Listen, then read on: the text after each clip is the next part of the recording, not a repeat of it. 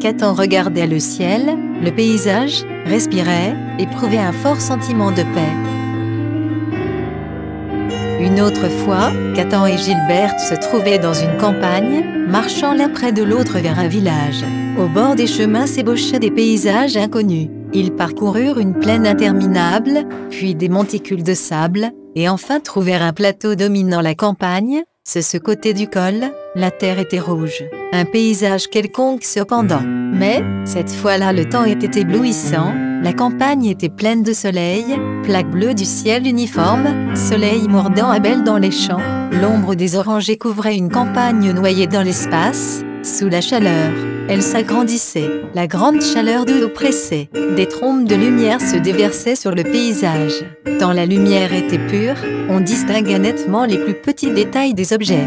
De loin, à travers le hallier, on croyait voir des édifices de construction cyclopéenne, et quand la lumière se jouait parmi les roches couronnées de cactus, dorées par le soleil, ces masses granitiques ajoutaient puissamment à l'effet du paysage. Impossible de décrire la beauté de la campagne, les formes variées des montagnes. Devant eux s'étendait un paysage indifférent, ensoleillé, des champs de blé de chaque côté du chemin et, au loin, l'auberge de Varennes-Changy avec son enseigne oscillante. Les toits des maisons que doraient les rayons du soleil couchant, les contours des palissades bordant la route, les maisons se dessinant en vif relief, les rares passants, les champs avec leurs sillons de pommes de terre, où se projetaient des ombres obliques, tout paraissait composer un joli tableau fraîchement verni.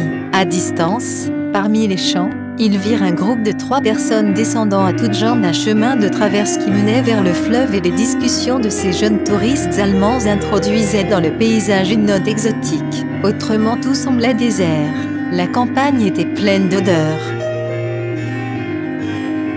Gilberte ne paraissait pas s'intéresser au paysage, elle regardait la campagne et ne voyait rien, son regard était tout d'intérieur, le paysage mettait sa patience à l'épreuve. Elle était trop passionnée, s'émouvait trop profondément pour être heureuse dans le mariage, ce serait trop peu de la laisser se perdre dans les bras d'un pur et simple séducteur, mais si elle se perdait pour Catan, elle sauverait de ce naufrage ce qui restait intéressant.